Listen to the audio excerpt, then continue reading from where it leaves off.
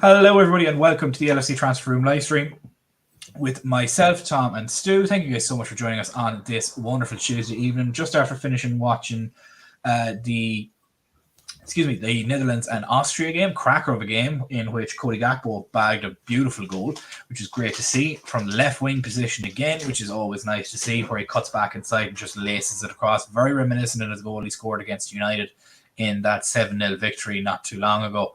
But before we get into everything, just want to do a little bit of housekeeping. Make sure to like and subscribe if you haven't done so already. Make sure you have your notifications on for any future streams and videos so that you never miss out. And then finally, if you're watching over on Twitter, or X as it's known now, head over to our profile and you'll see a link in our bio so you can get access to the YouTube page. And you can then just get involved in the comments and get involved in everything that way so that you never miss out. And as I said, once you're there, make sure to like, subscribe, have your notifications on so that you never miss out. So let's get into the news of today. So not really that much news today. Sorry, Jamie, we were busy lauding over Cody Gakpo and his statistics in the game and how well he played there at the left wing position. But news today essentially is James Pearce has essentially come out and said that centre back is not a priority, although he then goes on to say that Leny Yoro is a priority essentially, which completely doesn't make fucking sense whatsoever. A lot of our we had Lewis Steele mentioned a lot of our youngsters and what the possibilities of them moving around and how they'll go about things. The likes of Fabio Carvalho, Tyler Morton, Bobby Clark, Chambers as well. Multiple different movements that are going on there. We finally got the prices on Luis Diaz and Caoimhin Kelleher.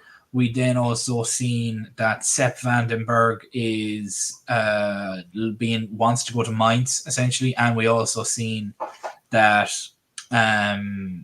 hilariously Bologna would very much be interested in if Calafiori decides to move on. Interestingly, we were very interested in Calafiori, so maybe we could see a swap deal. And lastly, we have some Olympics talk on relation to players that may end up going there for that. We obviously have Endo, who said that he'd like to go, but then other implications such as Mo Salah as well, wanting to go and represent Egypt while there as well, which may cause problems for us, considering that you'd end up missing the entirety of preseason and preseason training, along with possibly missing the first, maybe second week of the actual regular season itself as well. But we'll get into essentially the biggest news of today, which is that a centre-back isn't a priority according to James Pearce. Now, this was also reported by Ian Doyle a couple of weeks ago, I think maybe last week. But then 6 days prior to that, he said that Liverpool are determined to sign a centre-back. And then 6 days later, he said a centre-back is not a priority. And in the same breath, James Pearce has just turned around and said that Leny Yoro is a unique and interesting prospect that Liverpool are waiting on the doorstep for.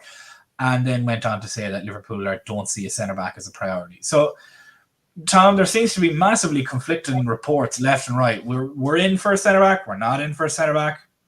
To me, it's egregiously it's an egregious fault of ours if we are not in for a centre-back, considering the only ones that we would have fit currently at the moment that would probably be regular for the team would be Sepp van den Berg, who could be on the way out, Joe Gomez, who's essentially become a gadget man, and then we just have Van Dijk, Konate, and Kwanzaa. It seems that it's the literal only position that needs at one, if not even two, signings. Yeah, I mean, I wouldn't say it's a massive priority. Like, you got Konate, Van Dijk, Kwanzaa there. You got three, borderline world class, if not world class, centre backs there. And then obviously, fourth choice, you got Gomez as well, who can fill in there. So I wouldn't say it's a huge priority, to be honest with you. Maybe a left-footed one would be, ideal, but yeah, I wouldn't say I'd be devastated if we didn't get one, to be honest. I think we do have, not great cover, but sufficient cover there, to be fair.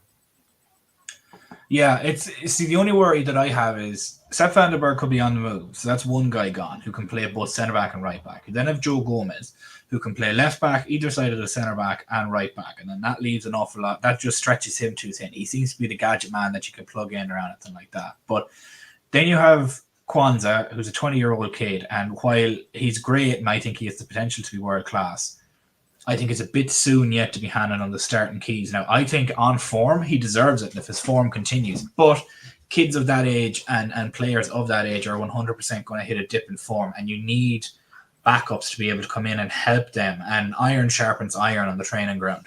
So having more good quality centre backs there helps with that. And then Konate is liable for an injury every year. So you've 2.5 with Kwanzaa, Konate, and Van Dijk currently at the moment. Stu, do you share Tom's sentiment that it's not the biggest of issues at the moment, but it still should be a priority? Or do you think that this is completely egregious and we need to sign a centre-back as soon as possible to try and shore up the depth that's on this? I do think it's a priority, actually. It's like with Van der Berg going, the situation with Van der Berg, I was actually kind of hoping we keep hold of him this summer. But seeing as he's thrown his teddies out the cot, after his performances in Mainz this season, I thought, why not give him a chance? But as I say, he's thrown his teddies out the cot. He wants to move. Fair enough. That being said, yeah, okay, we have Van Dijk, Konate, Kwanzaa, and Gomez that can play in those 4 centre-back positions. But we are looking at a very, very hectic season.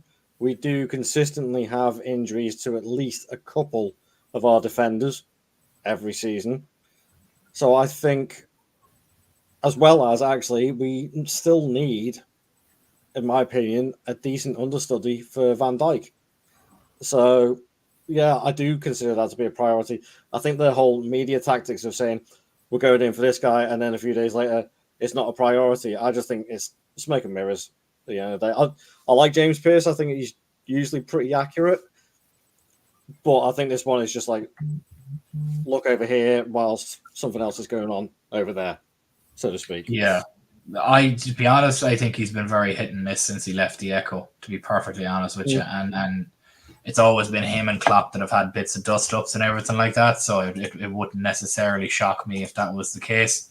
But again, it's annoying to hear that going back and forward. And it's just... It is what it is, and I think as Paul mentioned in the chat there as well, you've seen it. Don't pay attention to these journalists. Can't get any information from Edwards and Hughes, so they make up their own stories. I get a feeling that it is that with a lot of people. The only person that I'm currently believing at the moment is David Ornstein. That's it. Not even Fabrizio Romano, because he's been absolutely bodied by multiple journalists this summer and last summer, and I think he's genuinely losing his credibility. And he's just making up shit for the sake of it. Now, that's just me.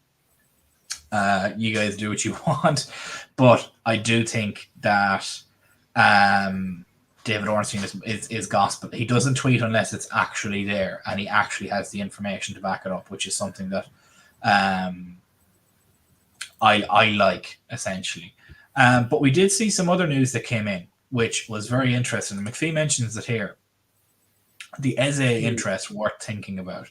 Now, everybody sort of says that it's possibly due to the fact that he's injured all the time. Well, I had a look at his injuries, and he's only missed 5 games since 2020 to the 2021 season. In the 2020 to 2021 season, however, he missed 26. And that was because of an Achilles injury. But since then, has had nothing. And realistically, it seems that Elise seems to be the more injury prone, considering that. But that interest kind of came out. It came from an in the know rather than an actual journalist. So take that with a massive mountain of salt. But it is an interesting conversation to have, considering we have been seeing conversations for left wingers like Nico Williams and whatnot. So, Tom, would you give any weight to this rumor of Eze being a possibility? See, it came from an in the know from Palace, so it's essentially the same as Indy, for lack of a better term.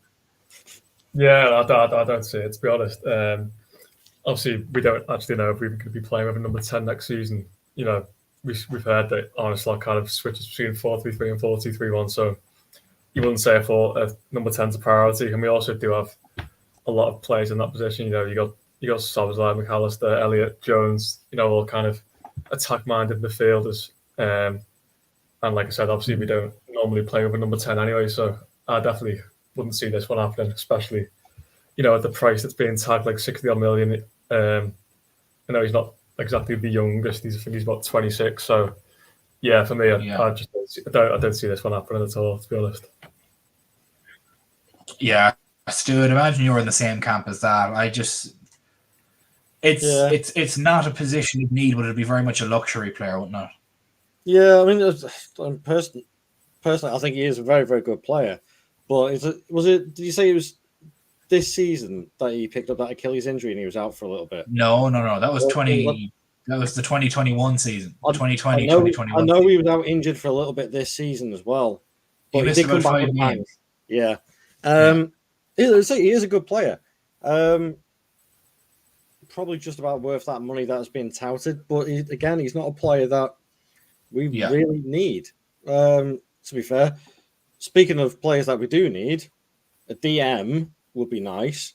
And I've just noticed something on X from the Telegraph that Ugarte is definitely expected to leave PSG. Yeah, I seen that as well. And the price that to be looking for is about 50 million pounds. That is essentially to get their money back is what they're looking for. I just don't. I think Luis Enrique just wasn't a fan of him. I see people saying that we dodged a bullet. I think he'd be perfect in a double pivot myself, and he'd be a much cheaper option. He plays left wing and plays left midfield, Paul. He plays both the 10, left wing and left midfield. Sorry, Stu, what'd you say? Yeah, no, sort of not just from a playing perspective. I really rated Ugarte before. I wanted him to come to Liverpool before he went to PSG. He would have been my choice as a DM, but obviously PSG, the money called and all that sort of stuff. But more from a countryman perspective as well. Somebody who can help, I don't know, not settle Nunes, but help him. And you can see how he's gelled with the likes of Luis Diaz and Alexi McAllister, all of them being from South America. You can see that the gelling is there. So having one of his countrymen there in Ugarte from Uruguay as well would really settle them in and help. Yeah, would really set them in and help them. So there is that bonus to it as well. Tom, Stu has mentioned the DM, and we have here a question from McPhee from Twitter. The Ederson news has kind of gone quiet. Essentially, it has. It was reported by his agents and everything that it'll sort of be decided after the Euros. But I'll give you the option, Tom, because the two of them will be about the same price. Ederson or Ugarte, which one are you taking? Because they'll be similar in price. Yeah, I mean, I'd be lying if I said I'd watched loads of both of them. But from what I know, I'd probably just go Ugarte just because he's got, a little bit more kind of experience at the top level. I know from what I've seen, he does seem very good at kind of, breaking up the plays, a big physical presence. I do like what I've seen from him.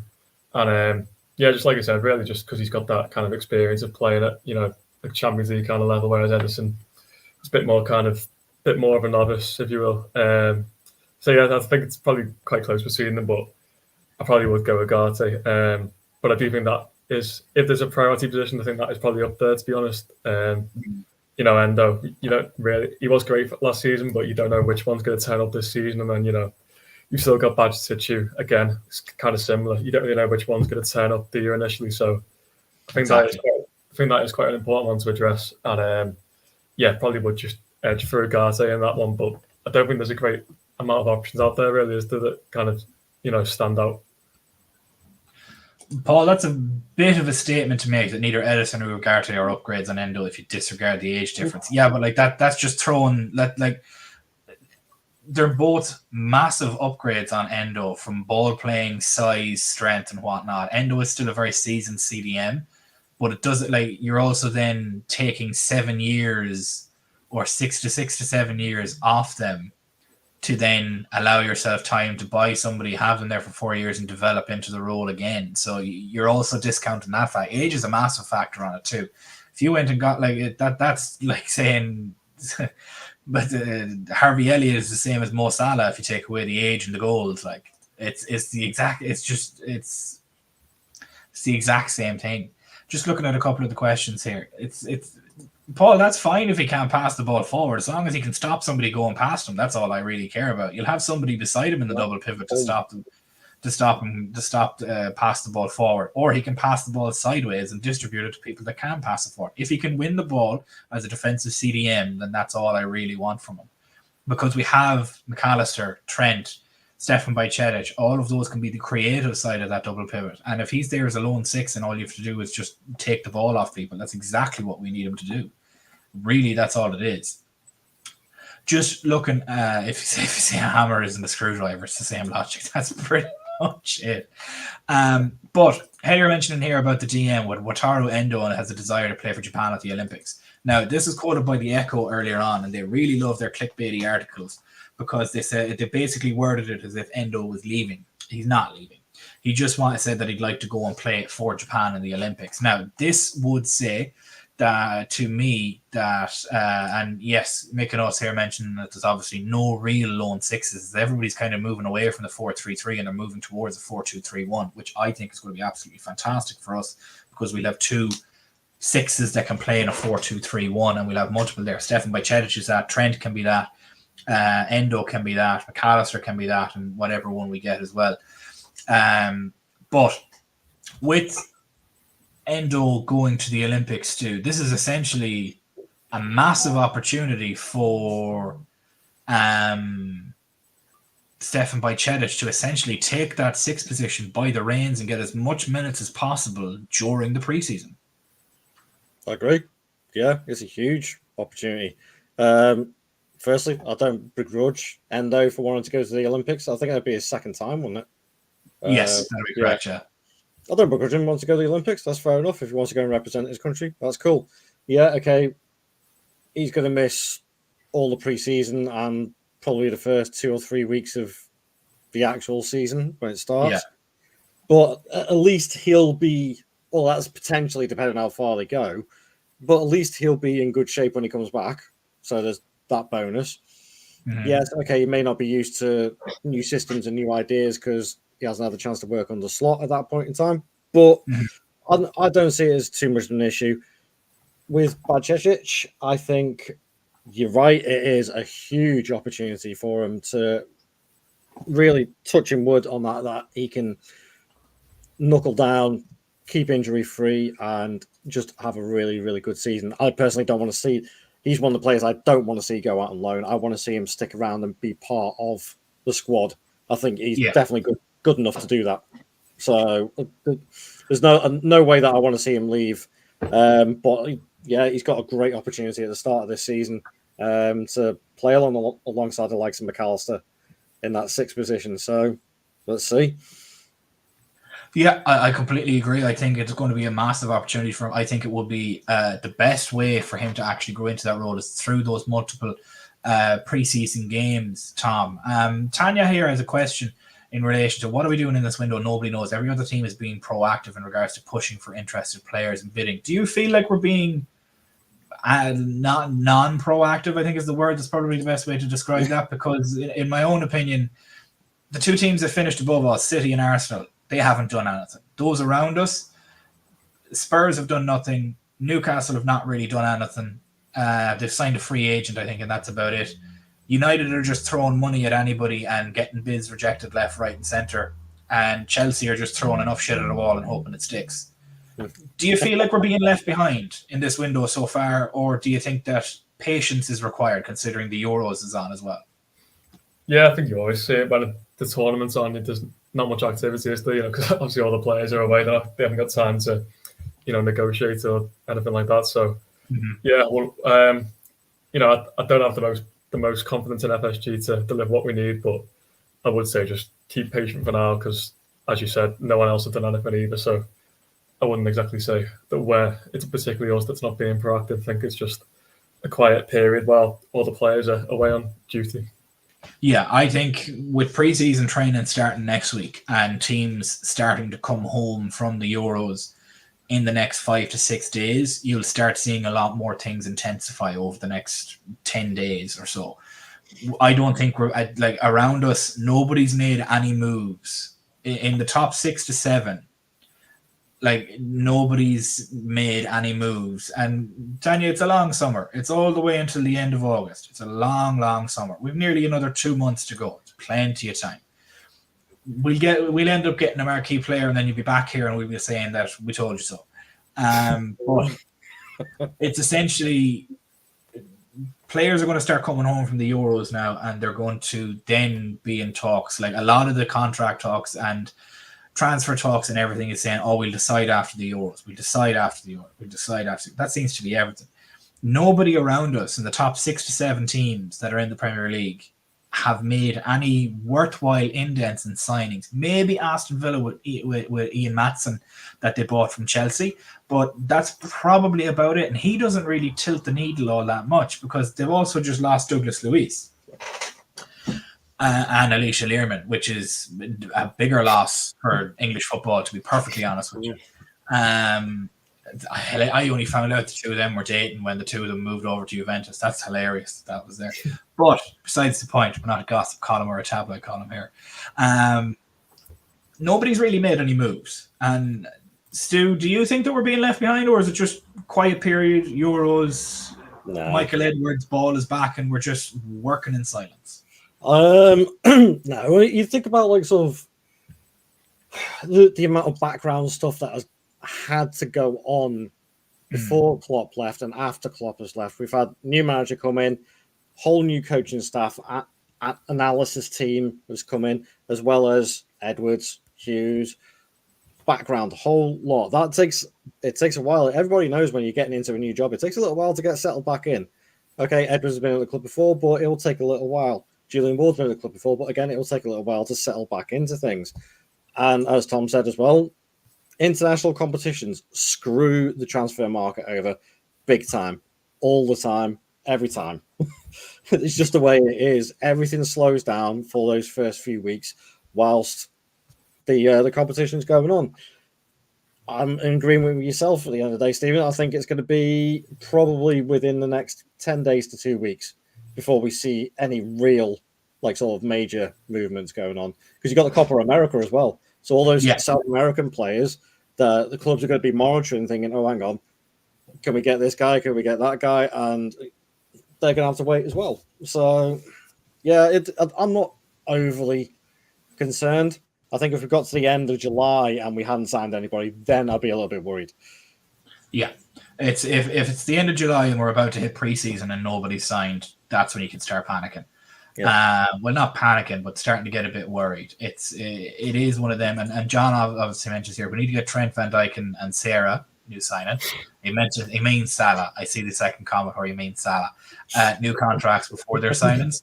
I completely agree, but I think it's going to be multiple pronged attacks here. Whereas people are like, "Oh, why are we sticking around for Euro?" As if Michael Edwards and Richard Hughes are only ringing Lenny Euro's agents. They're 100% involved. There's many different pots on the stove at the moment that they're going to be looking after. It's not just one guy ringing everybody from a dinky little office in the middle of Anfield Road. It's 100% they're all working on multiple different things at the time. I think it's going to be, you'll see a number of different things happen at the same time. You'll see 1 week Salah gets, all the guys get renewed and then everything like that. No, neither. Thank you so much. Nico Williams is not even in contention. That was confirmed earlier on today. And Anthony Gordon, we don't need him. You've just seen how good Cody Gakpo is from the left wing today. It's perfectly fine. But we're going to move on to some of the youngsters and their fates with ourselves. But before we do so, make sure to like and subscribe if you haven't done so already, and make sure you have your notifications on for all future streams and videos so that you never miss out. And make sure that if you're currently watching over on Twitter, jump over to our YouTube page. The link is in our bio on our Twitter page. Get involved in the comments. You can see all of our other content as well, and leave a like while you're here too. Very much appreciated. But I'm probably not happy with my comment there. Or Jonathan, should I say, excuse me. But youngsters and what they're going to be doing. So, essentially, it was reported by Lewis Steele that all of the youngsters are essentially going to be given a good stint in preseason and in the training camp leading up to it. The likes of Bobby Clark, Luke Chambers, Fabio Carvalho. Who else am I missing there? Those four names. Tyler Morton, that's it. Thank you, Stu. So Tyler Morton, who's a CDM, Fabio Carvalho, who's an attacking midfielder, and then we obviously had Bobby Clark, who's a midfielder, and then we had Luke Chambers, who is a fullback. Out of all of them, they could end up being sold. There's players like Morton that are receiving interest from RB Leipzig and RB Salzburg for Pep's new team as well. It's very good to see players of that age getting those kind of moves. And Tom, would you be fine with parting with all four of those players? So Bobby Clark, Luke Chambers, Tyler Morton, and Fabio Carvalho, or is there one or more of them that you'd like to keep and maybe just send on a loan deal and keep them? I think Clark's the one I did like last season. I think he showed he had a lot. I think he's technically very good, but he's also got that kind of aggressive side to him as well. So I think he's got a lot to work with. So yeah, I think I'd definitely try and just keep him. Obviously, send him on loan if possible. The others, well, I wouldn't be gutted, to be fair. I think there's definitely something with Tyler Morton. I think he's got massive potential. Obviously, he just needs to kind of, get a bit, physically kind of bigger. But I think, the technical side of it is exceptional, to be fair. Like his ball playing ability. I always think of that performance at the San Siro when obviously he must have been, 18, 19. You don't do that unless you're a special player. So I think definitely Clark and probably Morton as well. I think I'd like to keep hold of. I think they both definitely have, a bright future ahead of them, and would be good to keep them for a bit longer at least, and see if they got a future. Yeah, I completely agree with you, especially when we see the likes of RB Leipzig and RB Salzburg looking for them. You're like, okay, well then, obviously we're not there able to see everything every day and know what the trainers are seeing and the scouting guys are seeing. But from a fan perspective and from a football mind perspective, if you see RB Leipzig and any of the Red Bull clubs, Salzburg or Leipzig, looking for a player and wanting a player, you're like, okay, maybe we have something here. Stu, of the four, give me your prices for what you think we could get for them. Because in my head, I think we could get probably close to 100 million quid of pure profit. And I think that would be very feasible out of four players on average. I don't think that's totally unrealistic in today's market. If I'm looking at the highest valuation first, I'd say that's probably Carvalho. Probably around about the 25 mark ish. Then a step down from that would be Tyler Morton between 15 and 20. I know that's been quoted already, but I think it's probably nearer 15. I think. Bobby Clark and Chambers. That's a tough one because they're still young lads and market value is probably not the best for those two, to be fair. But yeah, I think Carvalho is probably the one that would get the most money and the most profit for as well because we're going for a free. Obviously, we got all of them for free or nominal fees for wherever we sign them from. But yeah, I think Carvalho is probably going to be our most profitable and probably, in my opinion, the most likely to leave this summer permanently. Here's a question for both yourself and Tom, Stu. Would you take less money with a sell-on fee? Yes. Tom, I'd imagine you'd be in a similar situation. Or which would you rather, Tom, actually? A sell-on fee or a buyback clause? I kind of always like to say that the buyback clause, to be fair. Yeah, you can pick and choose between them now. So if you go through the four of them and say, I'd rather a sell-on or a buyback, go for it.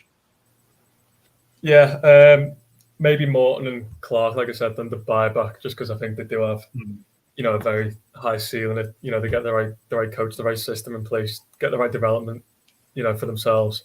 I do see a very bright future for them too. So maybe them two, the buyback, and then the other two, was it Carvalho and Chambers? The sell-on clause, yeah.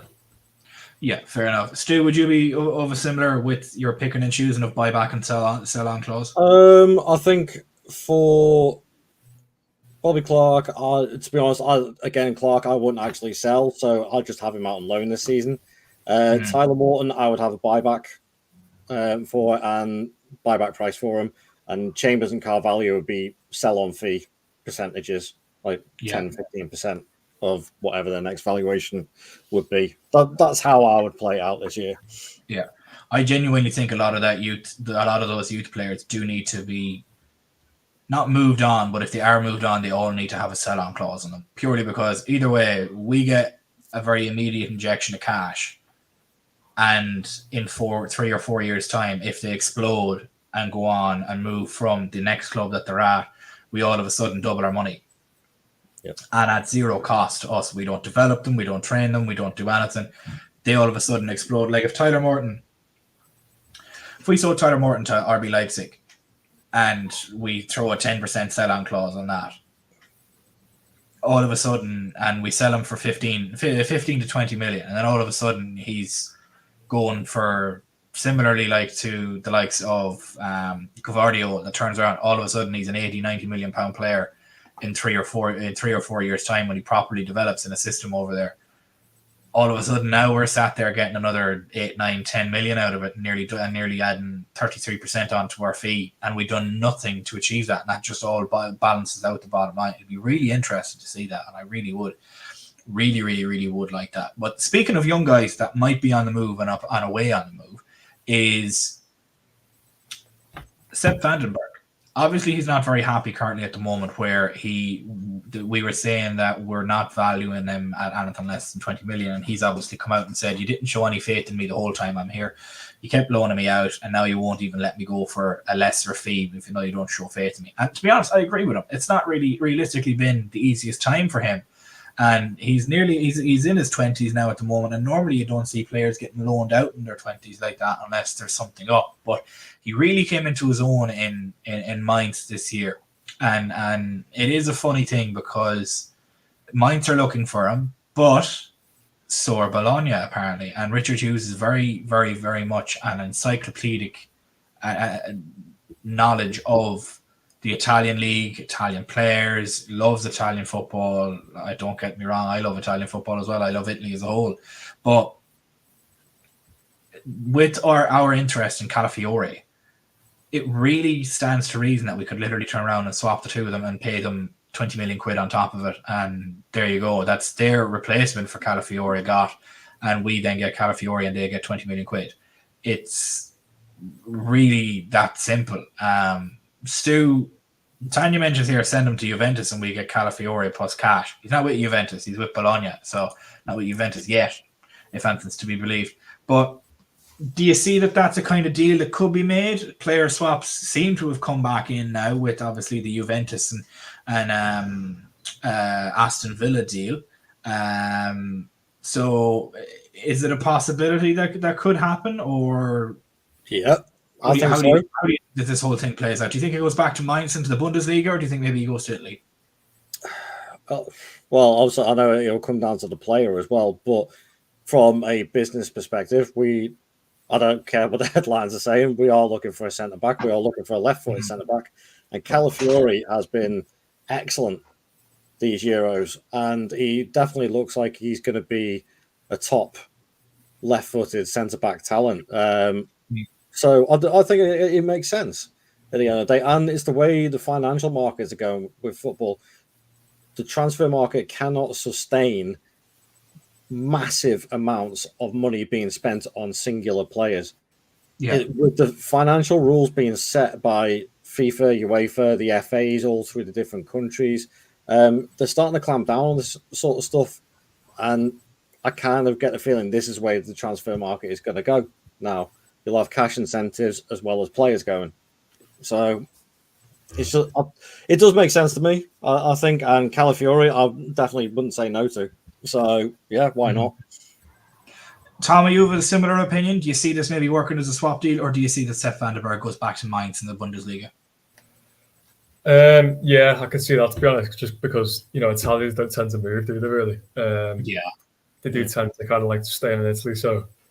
I would like to see it happen, but like I said, I can't really see it happening. And I did see like a little graphic the other day saying Vandenberg's actually very similar, if not better than Calafiori from last season. You do see these players, don't you? They kind of come out of nowhere a bit in these tournaments, and then they just disappear forevermore. And you never know, you might be one of them.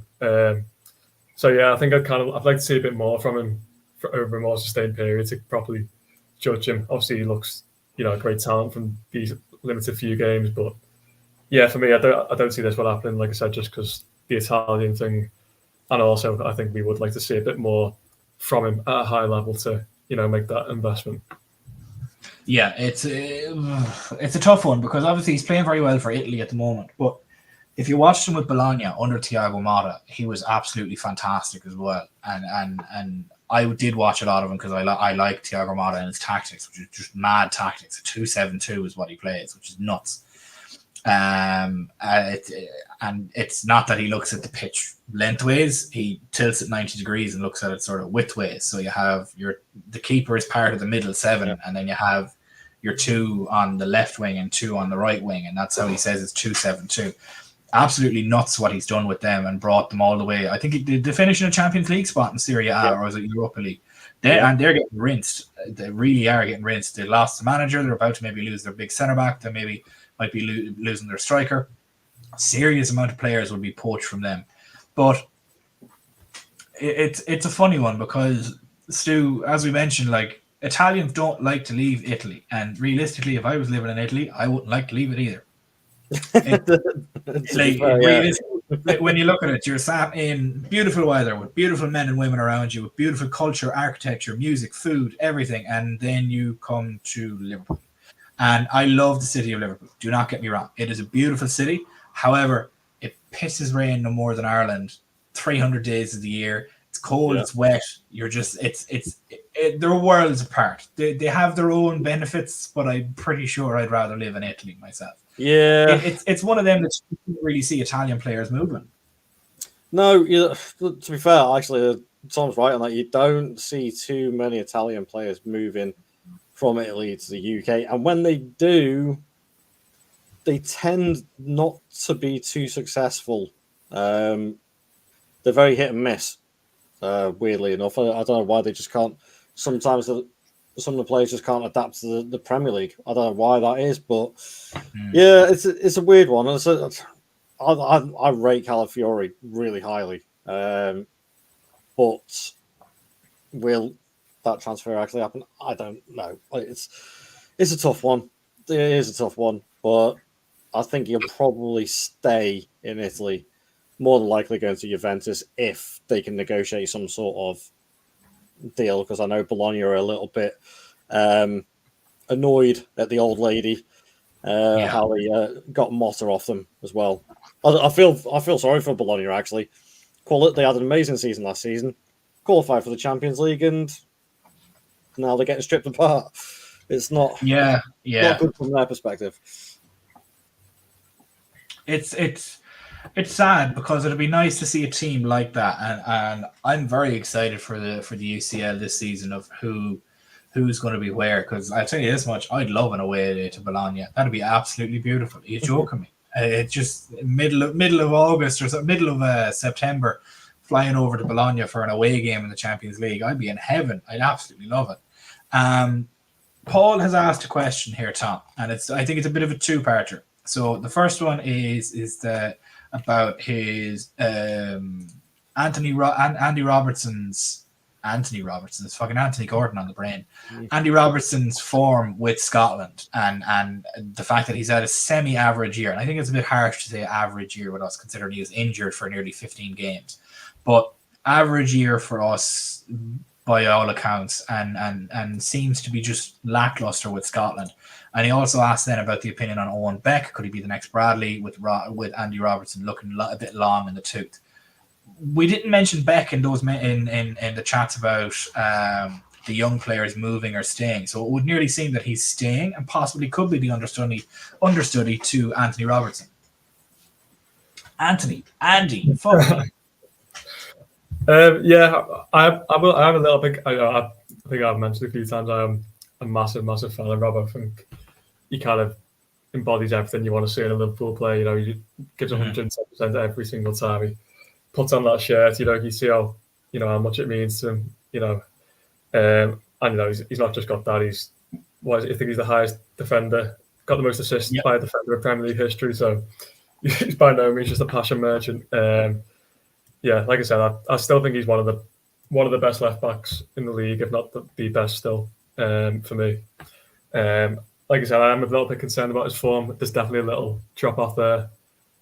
He doesn't quite seem to have that intensity that he used to, I think. But yeah, I still think we've got 1 or 2 more years out of him before you need to look at kind of replacing him. I still think he's a very, very good left back at both ends of the pitch. You know, very, very solid, and still got a good delivery on him. So yeah, for me, definitely kind of be on the radar to kind of iron up replacements, but not for this summer. And in terms of Beck, he's been promising from what I've seen. You know, he got a good engine, obviously.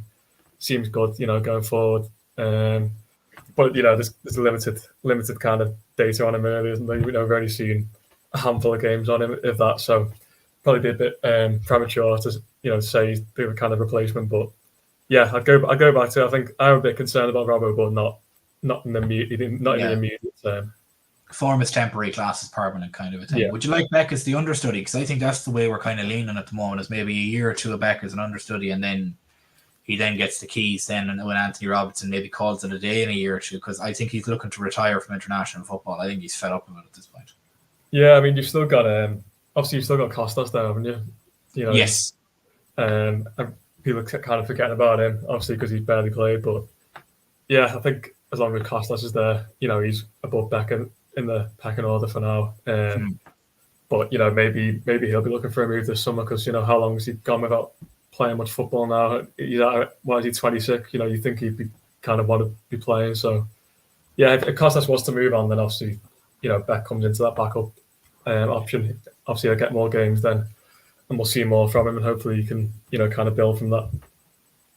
Yeah, and realistically, Costas actually came in and done very well when he had a good run of games too. And it was reported earlier in the day as well today that Liverpool wouldn't sell him unless he pushed for a move himself, and he was fine with being the backup, that he knows he's not first choice. I think he's well aware of that at this point, and very similar to how some players over in the likes of Real Madrid and Man City are. They know they're rotational players, but they're still there because they're getting good money, they're in a good team, they're enjoying success. But do you see him leaving this summer and Owen Beck then taking over as second choice left back duties? Yeah, I think there's definitely potential for it. I think Tsimikas at the end of the day, he's Greek international, and he has been captain for the Greek side as well, I think. So if you're looking from his perspective, if he wants to keep that place in the national side and keep on going back to like sort of possibly being a captain in the national side, he needs to be a first choice left back somewhere. He needs to be consistently playing. He's at that age now. Otherwise he's going to waste his career, I think, more than anything else. Yeah. I don't mind players being understudies to other players, but there's certain, in my view, there's certain age ranges for that, and Tsimikas is past that now. I think he's in his career prime, for want of a better term. So he does need to be playing consistently. I think we should cash in personally and bring Beck in as the understudy to Robbo. I think that would be the perfect situation. I think so as well. And Paul makes a good point here as well. The class is permanent, but age catches up on us all. We can't wait until Andy Robertson falls off, like Fabio did before we address the left back position. Drop off can be a sudden. But that's why we then have Beck, Gomez, Tsimikas there. There's 3 left backs, and then you have Luke Chambers as well, 4th left back. So there's 4 there, 2 of which are youth prospects. So it's not that we're not addressing it. And then we also have a left-sided centre back coming in that might be left-footed that could also end up playing as a left back. So it's not, we're not disregarding it completely. It's clearly being shored up and it's being looked at as somebody that can play both of those positions as a left-sided centre back and a left back. But it is something that I don't think is going to be neglected. I don't think anybody could have predicted the fall off that Fabinho had. It was catastrophic, to say the least, and nobody's seen that coming whatsoever. Which then left us, and I think that probably made us accelerate plans by a season to then bring us further up to date. Whereas if Fabinho's fall off had happened 12 months later, I think that would have been a completely different story and a completely different Liverpool. I think it just hinged on that myself. But Paul mentioned, yes, but unless we give these young left backs games in the first team, we won't know if they're good enough or not. That's why you send them out on loan, and that's why they've gone on loan. And Owen Beck was Dundee United's best player. He was nuts for them. He was absolutely fantastic for them, and they really weren't happy with the fact that we brought him back at Christmas, and then we sent him off on loan again. He got injured and came back. Essentially, is what happened. So it's not as if these players aren't good enough. They are. It just takes time. It's a slow process to build. And we have Joe Gomez that can cover there if needs be. So it's very, very easily done. But it's a weird one. It's funny to be perfectly honest, that we haven't had any signings yet. We're all just kind of gagging for one at this point. But we are actually going to finish a little bit early there because I don't think we've much more to talk about unless anybody else wants to fire anything into the chat. But we are going to end it there. From myself, Tom, and Stu, thank you guys so much for joining us on this wonderful Tuesday evening. We hope everybody enjoys the England game in about 15 minutes time, where Trent will not be playing and England are going to get pumped 3-0, and it's going to be absolutely hilarious where we can all sit and laugh at them. But thank you guys so much for joining us. I hope everybody has a wonderful Tuesday evening. Really appreciate you. If you haven't already, please make sure to like and subscribe. Make sure your notifications are on for all future streams and videos. And we will see you guys tomorrow again at 7 p.m, the hour before the Euros games at 8 p.m. So thank you so much, and we'll see you later, guys. Bye-bye.